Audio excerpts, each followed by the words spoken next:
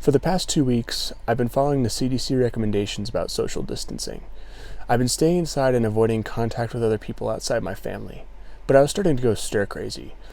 I knew I needed to get out on my bike and go to a trail where I could ride, but still stay away from people and stay safe.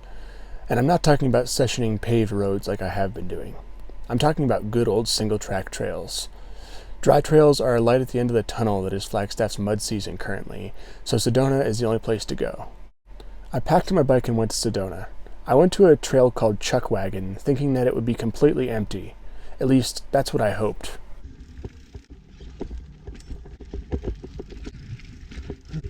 Although I did have one fun downhill run, the ride did not go as planned.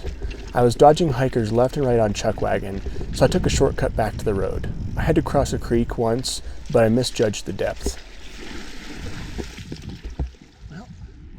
I tried another trail called Mescal, but that too was crowded with hikers. There was no way I could stay away from people, so I decided that my health was more important than riding, and I headed back to the car.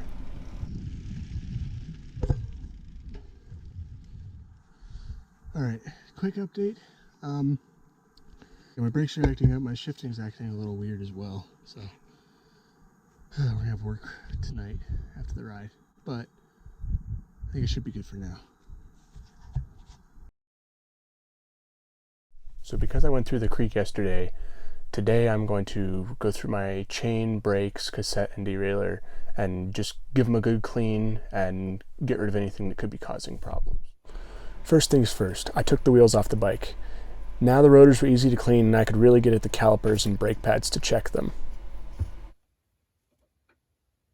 There are two ways that mountain bike tires are held in place. The first is a quick release, which uses a clamp on the skewer to hold the wheel in place. The second is a through axle, which I have and prefer because this type is more secure and because I've had my quick release come unclamped during a ride and fall off.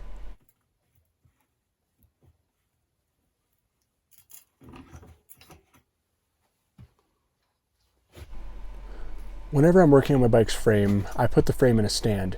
By using a stand, the parts that I'm working on are at a height where I can work on them without having to bend over.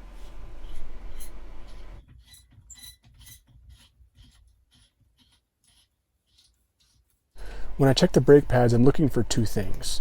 First, I'm looking for any dark streaks on the pads themselves. Dark streaks are usually made by grease.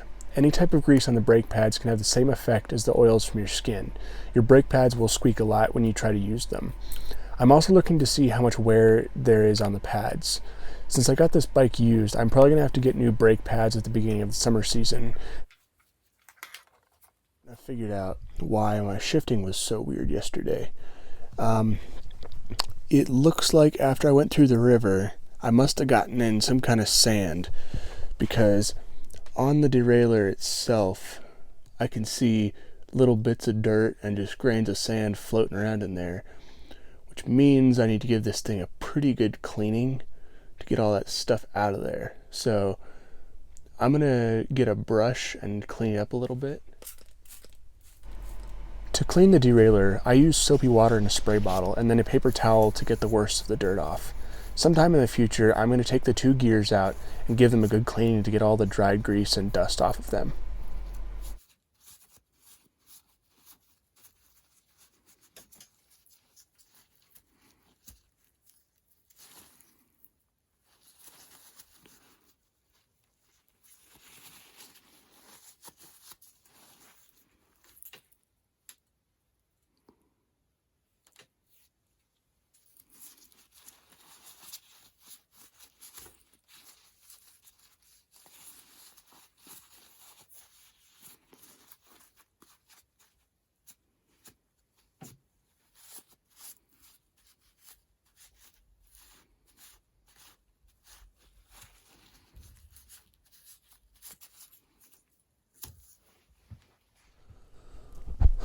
One part of the bike that I have not covered yet is this piece right here.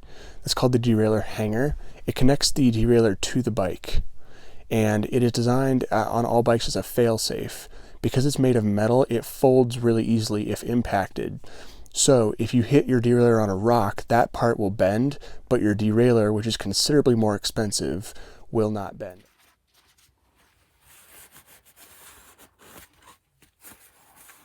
When I clean my brake rotors, I use rubbing alcohol on a paper towel to get the dirt and mud off. I also like to wear gloves because getting oils from your skin on a rotor can make them squeak like crazy when you use them.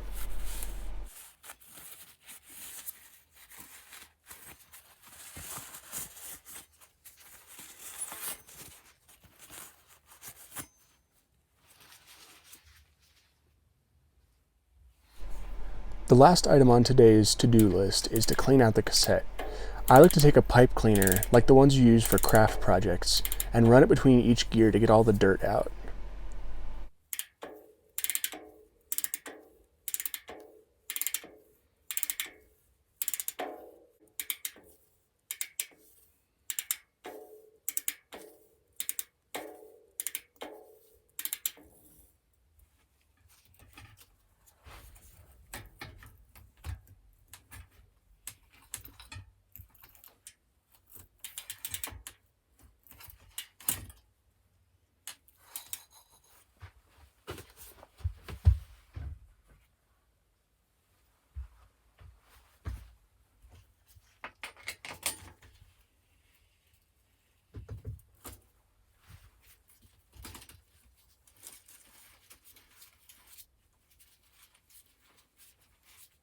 Alright, I think that wraps it up for this video. I'm hoping to start posting some more interesting content, more based on actual trail rides instead of just maintenance. I'm also working out all the kinks in my camera gear. I just got a bunch of new stuff for riding, and I got a couple new microphones as well. So expect the videos to get smoother and better as time goes on and as I figure out the kinks in these. So thanks for watching, stay safe, stay healthy, and I'll see you next time.